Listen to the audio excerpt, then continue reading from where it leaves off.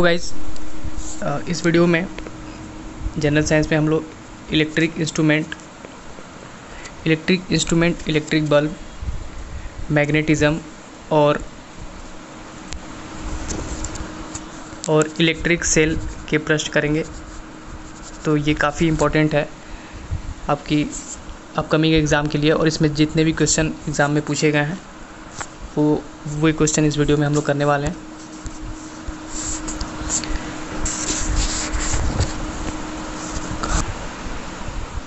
एक generator dash रूपांतरित करता है। तो एक जनरेटर क्या करता है? यांत्रिक ऊर्जा को विद्युत ऊर्जा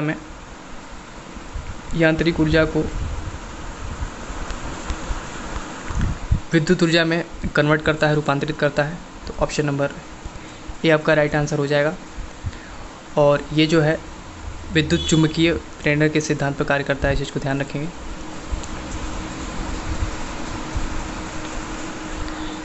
बिजली की मोटर डैश रूपांतरित करती है। तो बिजली मोटर एक विद्युत यांत्रिक मशीन है जो विद्युत ऊर्जा को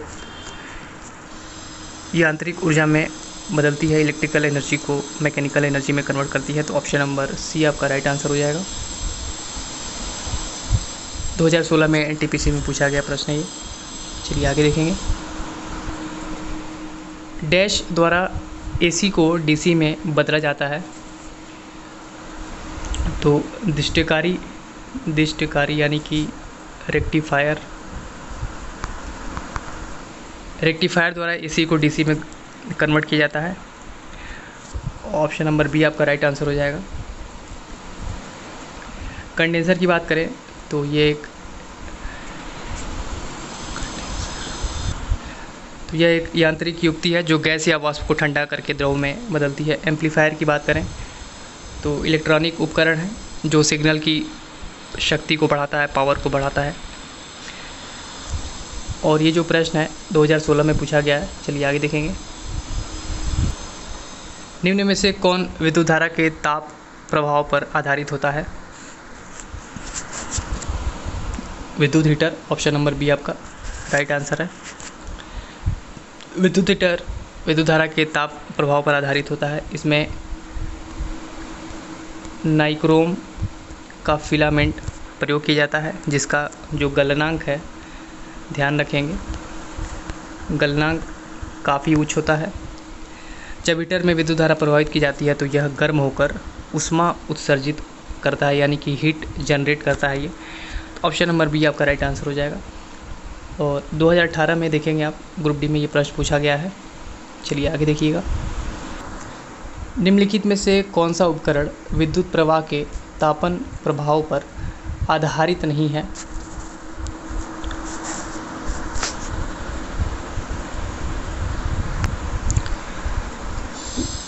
विद्युत के तापीय प्रभाव का उपयोग जो है इलेक्ट्रिक हीटर,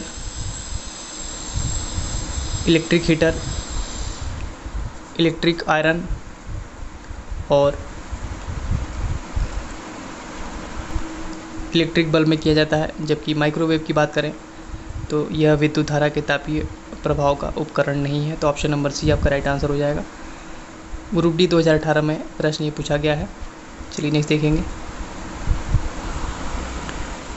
सिंबल यहाँ पे आपको दे रखा है और बताना है कि ये किसका प्रतिनिधित्व करता है। बिना जुड़े तार का क्रॉसिंग है, या फिर वोल्टमीटर है, या फिर परिवर्तनीय प्रतिरोध, या फिर धारा नियंत्रक है, या फिर प्रतिरोध आर का एक प्रतिरोध है। तो ये क्या है? एक प्रकार का वोल्टमीटर है ये, वोल्टमीटर। ऑप्शन नंबर बी आपका राइट आंसर हो जाएगा। अगर आपको कुछ ऐसा सिंबल दे दिया जाए एग्ज़ाम में तो ये क्या हो जाएगा? ध्यान रखेंगे, एमीटर। अगर कुछ ऐसा इस प्रकार का सिंबल अगर मिल जाए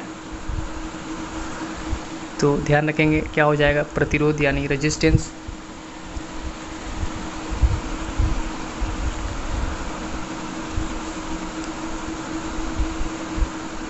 और अगर कुछ इस टाइप का सिंबल आपको दे दिया जाए तो ये क्या हो जाएगा, धारा नियंत्रक बोलते हैं या फिर परिवर्तनीय प्रतिरोध, यानी कि करंट कंट्रोलर और वेरिएबल रेजिस्टेंस। तो इस चीज़ का ध्यान रखेंगे। और कुछ इस प्रकार का अगर आपको दे दिया जाए तो ये क्या हो जाएगा, विद्युत सेल। ध्यान रखेंगे इस चीज़ को। तो ऑप्शन नंबर बी आपका राइट आंसर हो जाएगा। और 2018 में ये प्रश्न पूछा गया है। चलिए नेक्स्ट देखेंगे। निम्नलिखित में से कौन सा उपकरण रासायनिक ऊर्जा को विद्युत ऊर्जा में परिवर्तित करता है। तो विद्युत सेल एक ऐसी युक्ति है जो रासायनिक ऊर्जा को विद्युत ऊर्जा में परिवर्तित करती है। और विद्युत सेल दो प्रकार की होती है, ध्यान रखेंगे। पहली होती है प्राइमरी सेल और दूसरी होती है सेकेंडरी सेल।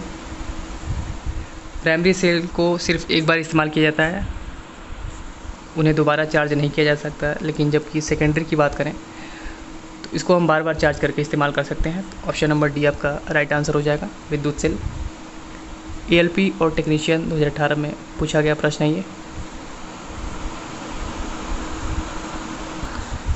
एक परिशुद्ध एमीटर के प्रतिरोध का मान क्या होना चाहिए।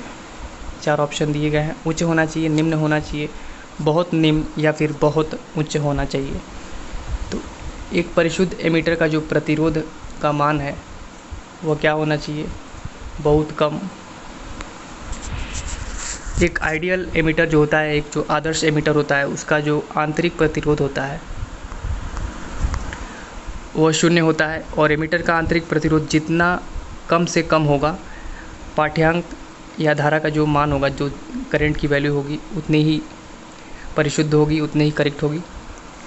और एमीटर का जो संयोजन है, ध्यान रखेंगे इस चीज़ को, श्रेणी में एमीटर का संयोजन किया जाता है, यानी कि सीरीज में लगाया जाता है, जिससे करंट मेज़र करते हैं। तो ऑप्शन नंबर सी आपका राइट आंसर हो जाएगा, बहुत निम्न। 2014 में प्रश्न पूछा गया है जेईई में। चलिए नेक्स्ट देखेंगे।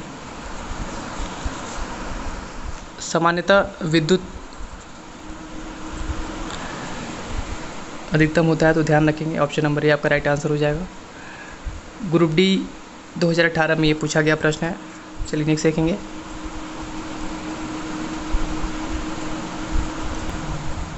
यदि एक फ्यूज का मान 8 एम्पियर है तब, चार ऑप्शन दिए गए, राइट आंसर बताइएगा।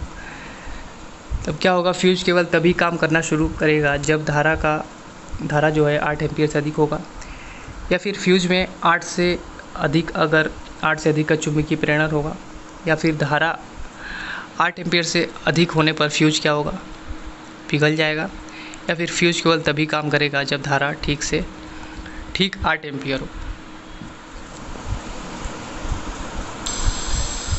फ्यूज क्या है, फ्यूज एक सेफ्टी डिवाइस है, यानी कि सुरक्षा युक्ति है जो विद्युत परिपथ की ओवरलोड और शॉर्ट सर्किट से क्या करता है, सुरक्षा करता है। यह निम्न गलनांक वाली धातु से बना होता है। यदि फ्यूज का मान 8 और धारा करंट जो है 8 एम्पियर से अधिक हो जाए तो फ्यूज क्या होगा, पिघल जाएगा। ध्यान रखेंगे इस चीज़ को। इससे क्या होता है कि जो विद्युत उपकरण होते हैं जहाँ फ्यूज लगा रहता है, तो फ्यूज पिघल जाता है और विद्युत उपकरण जलने से बच जाते हैं। तो ऑप्शन नंबर सी आपका राइट आंसर हो जाएगा। चलिए नेक्स्ट देखेंगे। ये जो प्रश्न है 2018 में ग्रुप डी में पूछा गया है। चलिए आगे देखिएगा। टंगस्टन का उपयोग विद्युत बल्ब में क्यों किया जाता है। इसका निम्न गलनांक होता है, इसका उच्च गलनांक होता है, इसमें उच्च वाष्प दबाव होता है, या फिर यह अनुनादी या सोनोरस होता है। तो टंगस्टन जो धातु है इसका रेजिस्टेंस अधिक होता है, प्रतिरोध इसका अधिक होता है, साथ ही साथ इसका जो गलनांक है वो भी ज़्यादा होता है, 3380 डिग्री सेल्सियस। अतः प्रतिरोध अधिक होने के कारण अधिक ऊष्मा उत्पन्न होती है, जिससे क्या होता है, जिससे तंतु का ताप अत्यधिक बढ़ जाता है और गलनांक अधिक होने के कारण ये अधिक ताप पर भी नहीं गलते हैं। इस चीज़ को ध्यान रखेंगे। इसलिए टंगस्टन का जो उपयोग है विद्युत बल्ब में किया जाता है। तो ऑप्शन नंबर बी आपका परम सत्य आंसर है। इसका गलनांक क्या होता है, उच्च होता है। 2018 ग्रुप डी में पूछा गया प्रश्न है। चलिए नेक्स्ट देखेंगे। एक सामान्य ट्रांसफार्मर डैश पर कार्य करता है। तो एक सामान्य ट्रांसफार्मर अन्योन्य प्रेरण के सिद्धांत पर कार्य करता है।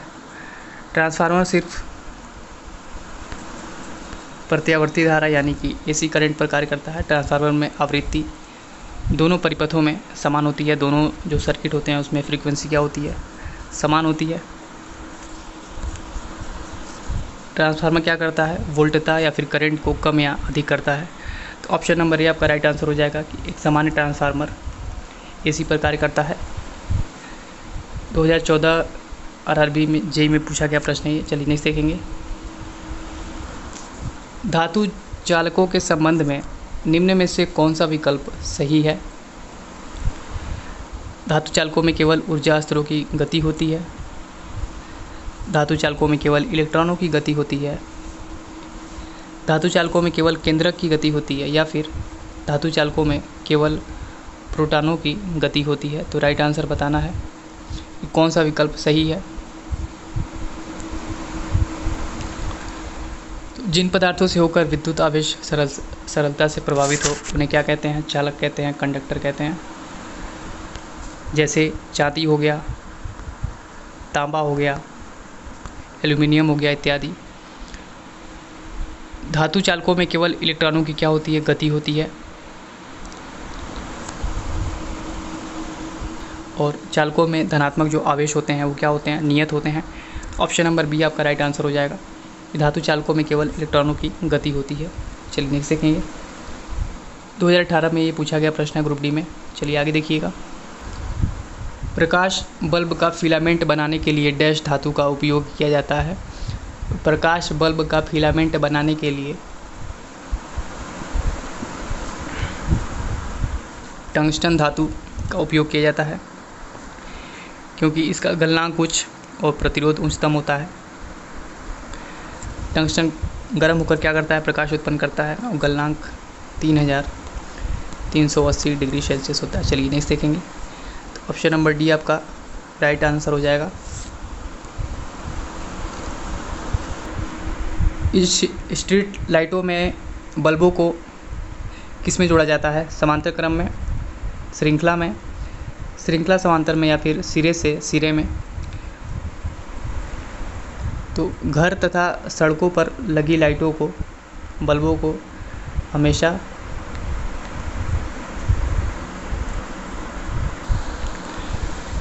घर तथा सड़कों पर जो लगी स्ट्रीट लाइट होती हैं वो हमेशा क्या होती हैं, पैरेलल में होती हैं, यानी कि समानांतर में होती हैं।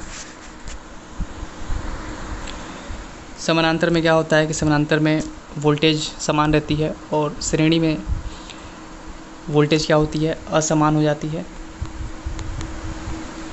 जिससे क्या होता है, बल्ब धीमे जलेंगे। तो इसलिए ऑप्शन नंबर ये आपका राइट आंसर हो जाएगा, पैरेलल में। 2014 आरआरबी जेईई में पूछा गया प्रश्न है ये। चलिए नेक्स्ट देखिएगा। विद्युत बल्ब का फिलामेंट आम तौर पर टंगस्टन का क्यों होता है। अभी आपने देखा इसकी उच्च प्रतिरोधकता और गलनांक के कारण। ऑप्शन नंबर बी आपका राइट आंसर हो जाएगा। चलिए नेक्स्ट देखेंगे।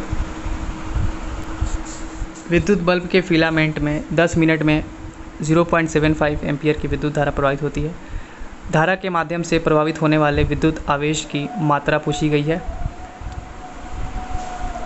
तो करंट बराबर क्या हो जाएगा, आवेश Q/T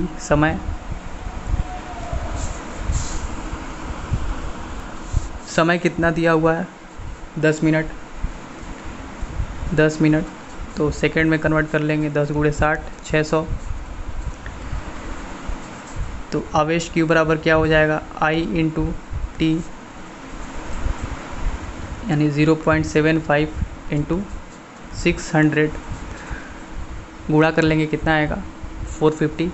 ऑप्शन नंबर ए आपका राइट आंसर हो जाएगा, 450 कूलम। ग्रुप डी में पूछा गया प्रश्न है ये, यहाँ पे देखेंगे 2018 में पूछा गया है। चलिए नेक्स्ट देखेंगे। एक बैटरी किसी बल्ब को प्रकाशित करती है, इस प्रक्रिया में रूपांतरण जो है वो किस प्रकार का होता है। विद्युत ऊर्जा ऊष्मीय ऊर्जा में रूपांतरित होती है, रासायनिक ऊर्जा विद्युत ऊर्जा में रूपांतरित होती है, विद्युत ऊर्जा रासायनिक ऊर्जा में रूपांतरित होती है, या फिर विद्युत ऊर्जा प्रकाश ऊर्जा में रूपांतरित होती है। तो एक बैटरी किसी बल्ब को प्रकाशित करती है, तो इस प्रक्रिया में क्या होता है, रासायनिक ऊर्जा विद्युत ऊर्जा में रूपांतरित होती है। ऑप्शन नंबर बी आपका राइट आंसर हो जाएगा। चलिए नेक्स्ट देखेंगे।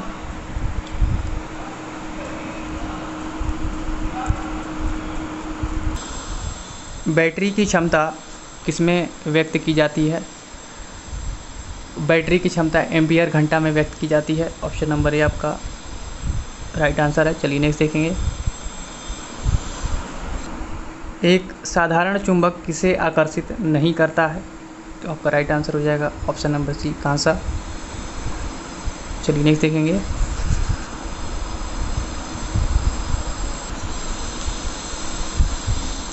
मुक्त रूप से निलंबित चुंबक किस दिशा की ओर संकेत करता है। तो मुक्त रूप से निलंबित जो चुंबक होता है उत्तर दक्षिण दिशा की ओर संकेत करता है। उत्तर दिशा सूचित करने वाले ध्रुव को चुंबक का उत्तरी ध्रुव या धनात्मक ध्रुव, और दक्षिण दिशा को सूचित करने वाले ध्रुव को चुंबक का दक्षिणी ध्रुव या फिर ऋणात्मक ध्रुव कहते हैं। ध्यान रखेंगे इस चीज़ को। ऑप्शन नंबर बी आपका राइट आंसर हो जाएगा। चलिए नेक्स्ट देखेंगे।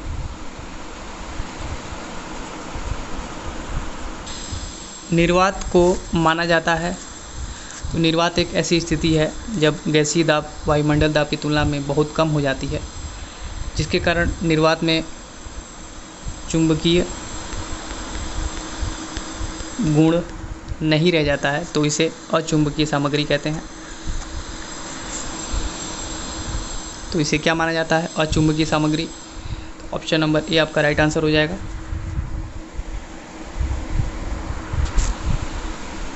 चलिए नेक्स्ट देखेंगे।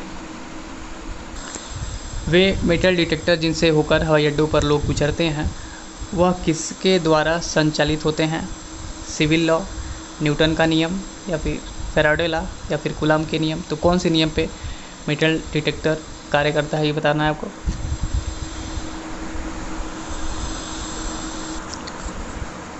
ऑप्शन नंबर सी आपका राइट आंसर हो जाएगा, फैराडे के नियम।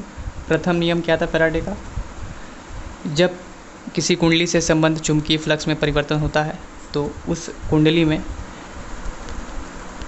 प्रेरित विद्युत वाहक बल क्या होता है, उत्पन्न होता है। द्वितीय नियम क्या था कि प्रेरित विद्युत वाहक बल चुंबकीय फ्लक्स में परिवर्तन की दर के क्या होता है, अनुक्रमानुपाती होता है। और इसी नियम पे ट्रांसफार्मर, विद्युत जनरेटर और मेटल डिटेक्टर इत्यादि कार्य करते हैं। तो ऑप्शन नंबर सी आपका राइट आंसर हो जाएगा। 2016 में पूछा गया प्रश्न है। चलिए नेक्स्ट देखेंगे। किसने विद्युत चुंबकत्व और प्रकाश के संयोजन द्वारा यह प्रदर्शित किया कि प्रकाश एक विद्युत चुंबकीय तरंग है।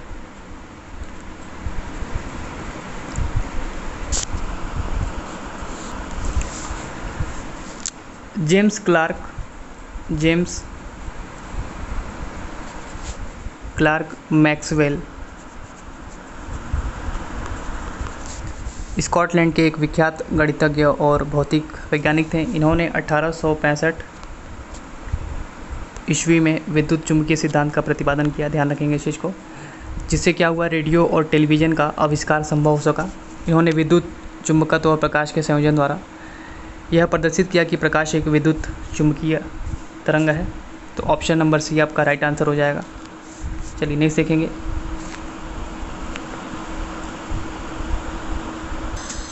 एक चुंबक के आसपास की जगह के लिए शब्द क्या है जहां इसके प्रभाव का पता लगाया जा सकता है? तो चुंबक के चारों ओर का वह क्षेत्र जिसमें चुंबकत्व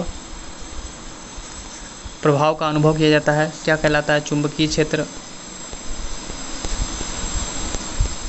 यह एक सदिश राशि है, ध्यान रखेंगे। ऑप्शन नंबर डी आपका राइट आंसर हो जाएगा। चलिए नेक्स्ट देखेंगे।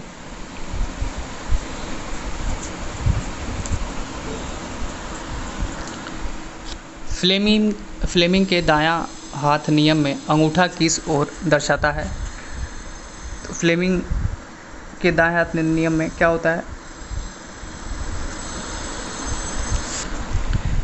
चालक की गति की दिशा यदि तर्जनी उंगली फ्लक्स की लाइनों के साथ हो तो ऑप्शन नंबर सी आपका राइट आंसर हो जाएगा। चलिए नेक्स्ट देखेंगे।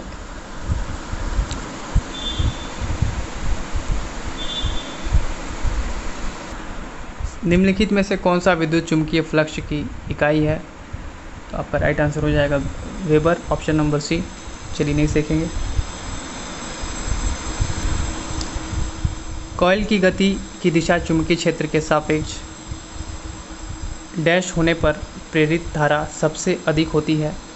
तो कॉइल की जो